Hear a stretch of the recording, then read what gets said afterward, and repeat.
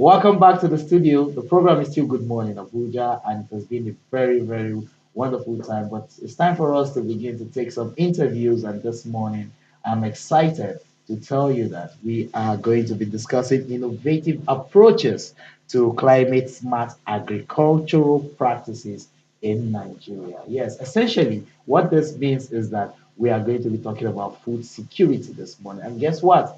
I have in the studio none other but Dr. Yusuf Dola Fuad, who is the country manager of Harvest Plus, who are partners with PropCon, a UK aid-funded program that is designed to ensure that innovative approaches to climate smart agricultural practices are not only conceived but embedded into the Nigerian agricultural industry.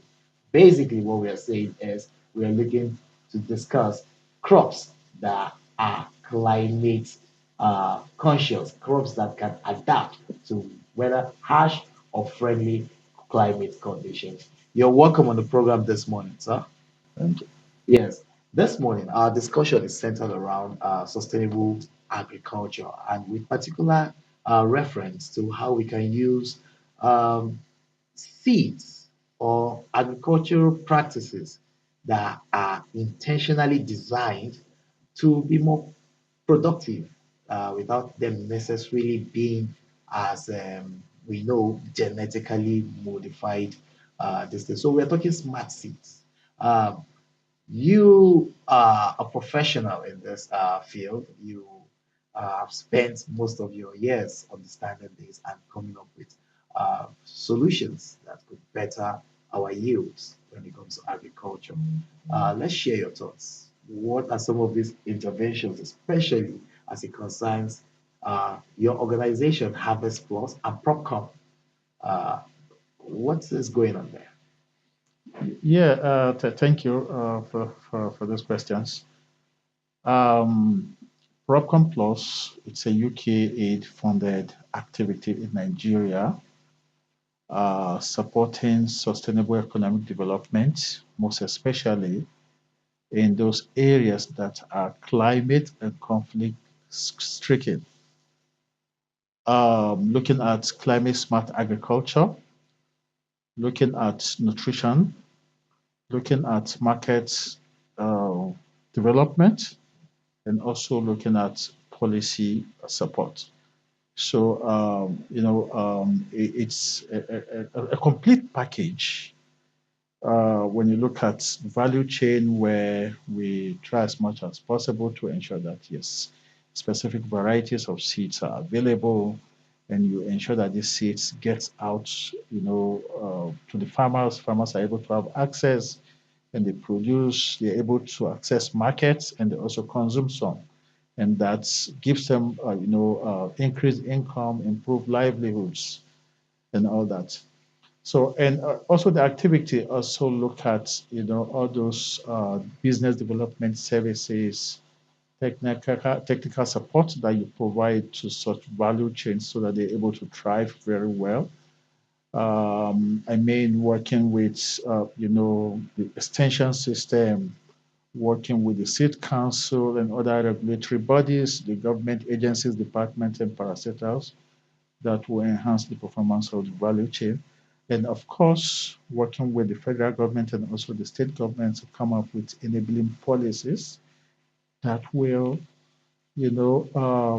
create that enabling environment for those value chains you're promoting within the states. Amazing, amazing. So let's look at some of these things you do. Let's examine some of the innovative strategies that PropCon has implemented to promote climate smart agriculture in Nigeria.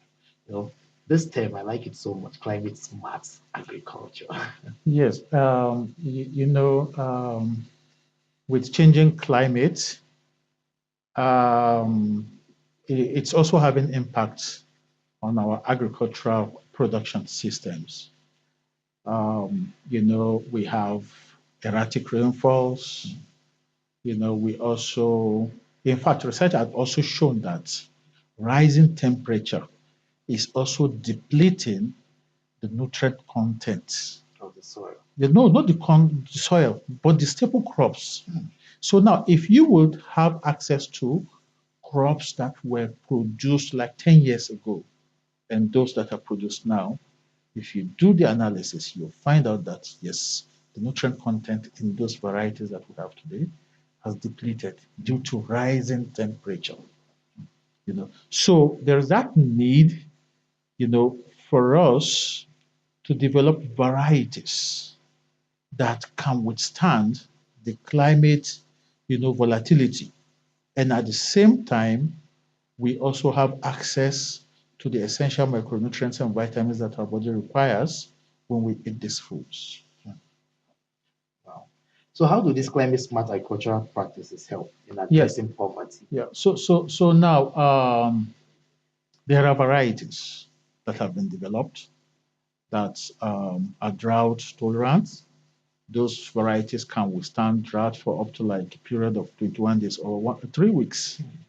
Now they are early maturing, yes, and they also have high levels of micronutrients and vitamins in them, most especially or notably the biofortified crops. Now, the biofortified crops, you could see maybe the name biofortify or biofortification. You see it as a very big name, Yes. but it's just nomenclature. Oh, okay. It's just nutrient dense, because these are varieties that have been developed, through conventional breeding techniques to have high levels of micronutrients and vitamins so that as we grow them and we consume, naturally we have access to the essential micronutrients and vitamins that our body requires for us to live a healthy life.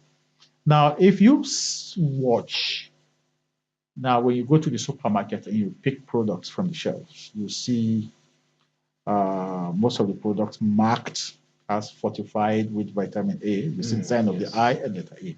So that is industrial fortification. They've added industrial fortificants to those products, you know.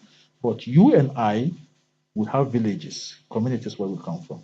And the people that we have in our communities don't really eat the packaged foods. Yes. They don't even have the money to buy the packaged foods. They don't even have where to buy the They packaged don't even foods. have where to buy it. So what they consume is what they grow from their farms. So if we're talking about nutrition, we should also consider them. We shouldn't just be producing nutritious food for those that live within the cities. You and I, we live in the city, and we can afford to buy nutritious foods for our families.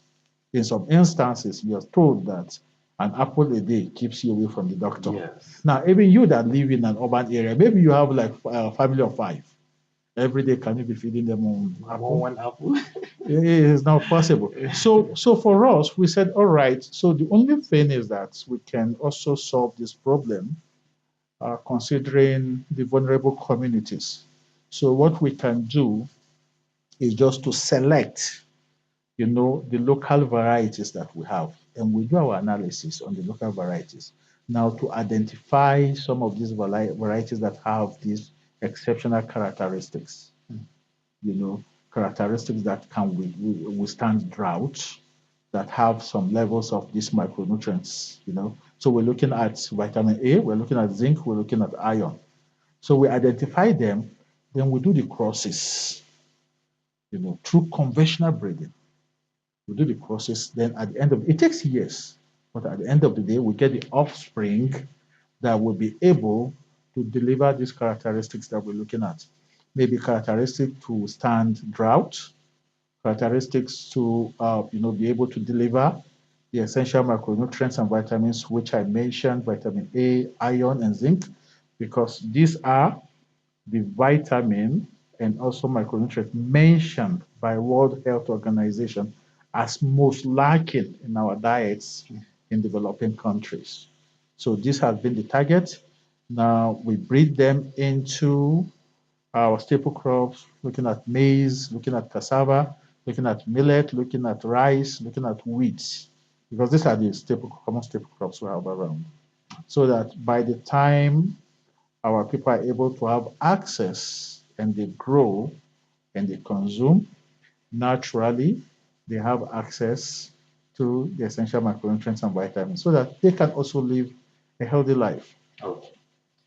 Well, if you've been following the conversation, we're discussing the agricultural sector and the efforts that some people are doing, backed by other people, to ensure that Nigeria gets the nutrients they need.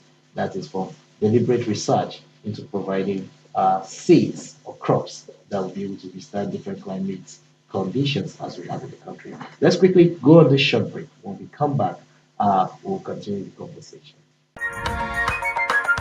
Welcome back. And yes, we still have with us Yusuf Dola for art. It's a pleasure having you share your thoughts on some of those things with us. Now, let me share with you an experience I had. I've been mostly here in the north, and I know when it's farming season and harvest time, and we pluck that corn. You open the corn, you find a full corn, seeds everywhere, looking very healthy. And then just a week or two back, I found myself in Calabar and I saw corn.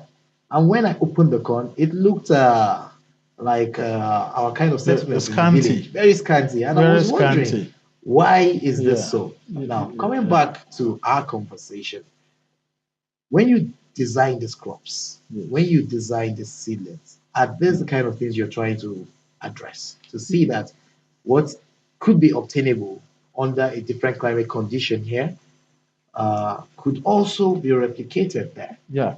Now, if we develop varieties before they are released, we do what we call a multi-locational trial. Okay. A trial that you try as much as possible to run, these trials around the country to ensure that yes, they adapt to, the situations in every agroecological zone of the country. So that by the time you release those varieties, everybody or everywhere, you have them in this country, farmers can grow them and they will do well. So we consider that a lot before releasing that, those varieties. Now, there are varieties that are considered not suitable for agriculture.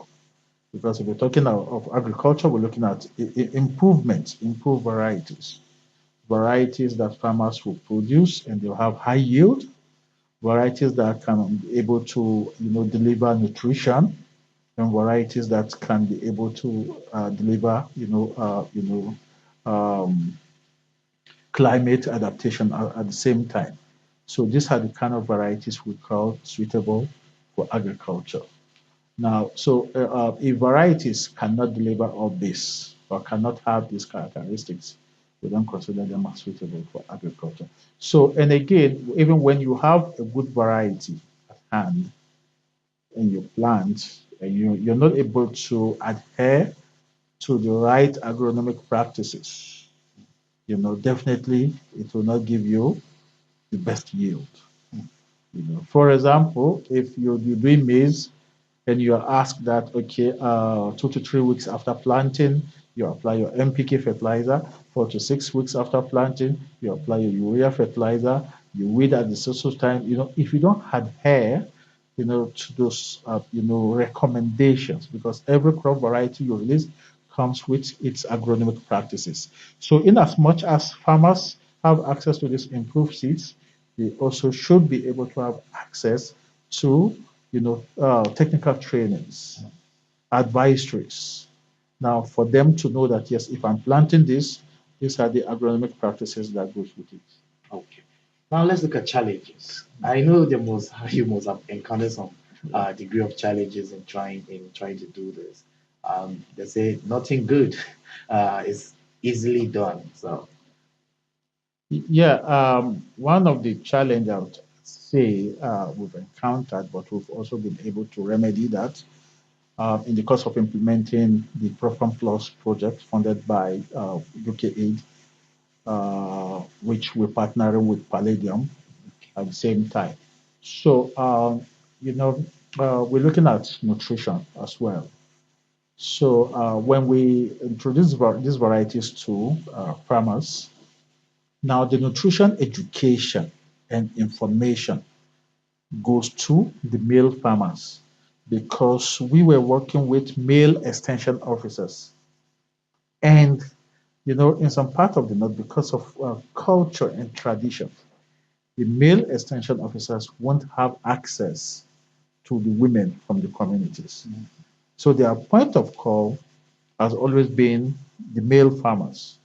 So, but for the male farmer, for him, you've given him a variety that is high yielding. And for him, he grows it and he has his bumper harvest and he sells, he makes money. Fine. Now, the nutrition information, he doesn't care about that. So we realize that yes, they're producing these cross varieties, but for the markets, for them to make money. You understand? But again, home management, it's the women from the community. So now we had to come up with what we call the Women-Led Extension Initiative, where we, strengthen the capacities of women extension officers now to use women extension to reach to women from the communities to deliver this nutrition information and education to the women in the communities. And that has really worked because we started seeing integration of women into those value chains. Now, from the harvest of the husbands, the women are also able to do some kind of micro processing to earn some income from the comfort of their homes. And so that is one of the sustainability we're looking at. Everybody makes income. Now, within the value chain, every actor will try as much as possible for everybody to earn income within the value chain. Now, the seed company that multiplies the seed and sell makes some money from it.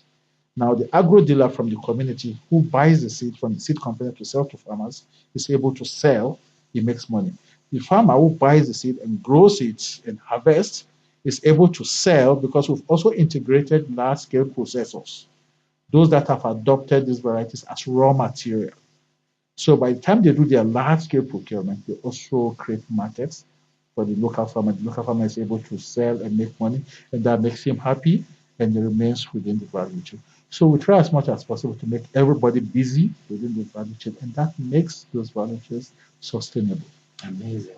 Now, I know we're running out of time, but quickly let me ask this question. Now, these innovative solutions that you have, these amazing products that you're coming up with, is it limited to just Nigeria, or are there room for replicating this outside this country, especially to our neighboring brothers within Africa? Yes, most especially when you talk of West Africa, Nigeria is always big brother. Now, within the West African sub-region, Nigeria has, I think, the most developed seed system. You know, so there are situations where, the seed materials also move from Nigeria to other countries. I think there's an ECOWAS agreement, that even if such seeds move from one country to the other, you even don't need to license those seeds in those countries because of that ECOWAS agreement. Yes, so those seeds, which we also consider as technologies, easily also, move across the borders into other neighboring countries. And we also do organize learning events. So if we have regional projects that running from that's in more than one country, you could organize a learning event. Nigeria has always been a learning field where we also bring, experts from other countries, to also come and learn what is happening here. Okay. Unfortunately, we have to go. We've been discussing innovative approaches to climate smart agricultural practices in Nigeria, and we've examined the efforts that people like Popcorn, Harvest Plus, and the rest are making in ensuring that we have crops that are not that are climate friendly, that are climate conscious, that could withstand very harsh climate conditions here in Nigeria. And of course, you heard our guest say we are the big brother for West Africa, which means that whatever we do here, we share with our neighbors. Why should we be in plenty when our neighbors are hungry? Unfortunately, this conversation has ended and we have to go. Thank you for coming on the show, Dr. Yusuf Dola Fuad. Thank you, Bob. Yeah. We'll continue on this line of conversations sometime in the future. I hope you answer us when we call you again because this is the rainy season. We want to maximize outputs this year. Always. All right. So let's quickly go on a short break. When we come back, good morning, Abuja. Continue.